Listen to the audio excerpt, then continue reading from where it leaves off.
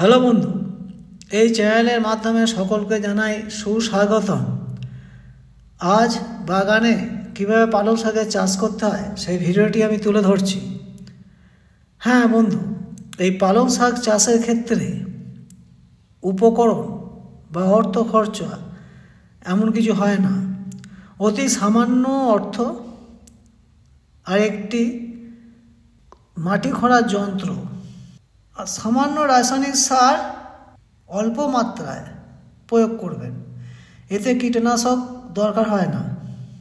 এবার বলি, সামান্য উপকরণের মধ্যে একটি আগেই বলেছি মাটি খোঁড়ার যন্ত্র আর পালং বীজ আর রাসায়নিক সার অতি অল্প মাত্রায়, এই তিনটি জিনিস দিয়ে আপনি এই পালং শাকটি চাষ করতে পারবেন। পালং শাকের বীজটি প্রথমে আপনাকে 24 ঘন্টা ভিজিয়ে রাখতে হবে। ভিজিয়ে রাখার পর যে জায়গাটি আপনি পালং শাক বাগানের মধ্যে দেবেন সেই জায়গাটা ভালো করে পরিষ্কার করে খুঁড়ে আগাছা পরিষ্কার করে নেবেন।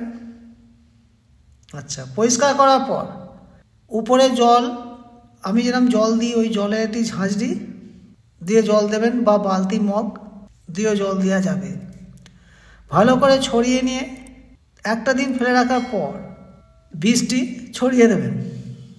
ছড়িয়ে দেওয়ার পর বীজটিকে চাপা দেওয়ার ব্যবস্থা করবেন, যে কোনোভাবে কোদাল দিয়ে হোক বা কোনো বাঁকারি আড়াআড়িভাবে ধরে টেনে মাটি যেন চাপা পড়ে যায় বীজগুলো লক্ষ্য করবেন।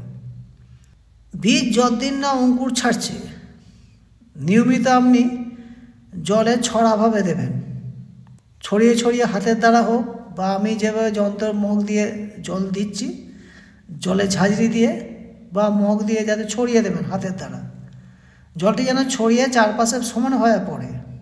যতদিন না অঙ্কুর বেরোয় ততদিন আপনাকে জলটি নিয়মিত, যেহেতু বাগান তো একদিন অন্তর দেবেন।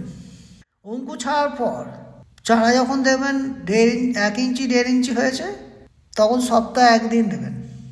এই জলটা আপনাকে নিয়মিত দিয়ে যেতে হবে। আমার দেখছেন আমার পালং শাক আমি তুলতে আরম্ভ করেছি।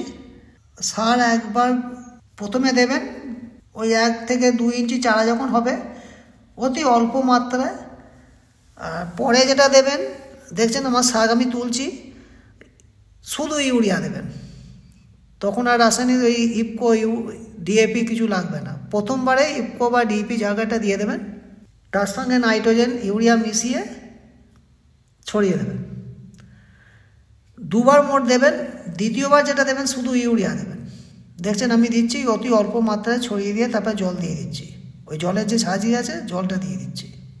এইভাবে দেবেন, ধীরে ধীরে পালং শাক বাড়তে থাকবে। এবার আপনি যতদিন পালং শাক তুলবেন ততদিন কিন্তু জলটা দিয়ে যেতে হবে। ওই পালং শাক তোলার পর অতি আবার একটু খুঁড়ে আবার ওই জায়গাতেই আবার আপনি পালং বীজ দিয়ে পালং শাক বুনতে পারবেন। শীতের মধ্যেই আপনার 2 থেকে 3 বার চাষ করা হয়ে যাবে। এটা ফাল্গুন চৈত্র মাস অবধি এইভাবে চলবে। আপনি একটা জায়গায় 2 থেকে 3 বার চাষ করতে পারবেন পালং বীজ। হ্যাঁ বন্ধু, বোঝাতে পারলাম? যদি বুঝতে কোনো সমস্যা হয় কমেন্টে জানাবেন, আর চ্যানেলটি দেখতে থাকবেন আর সাবস্ক্রাইব করুন।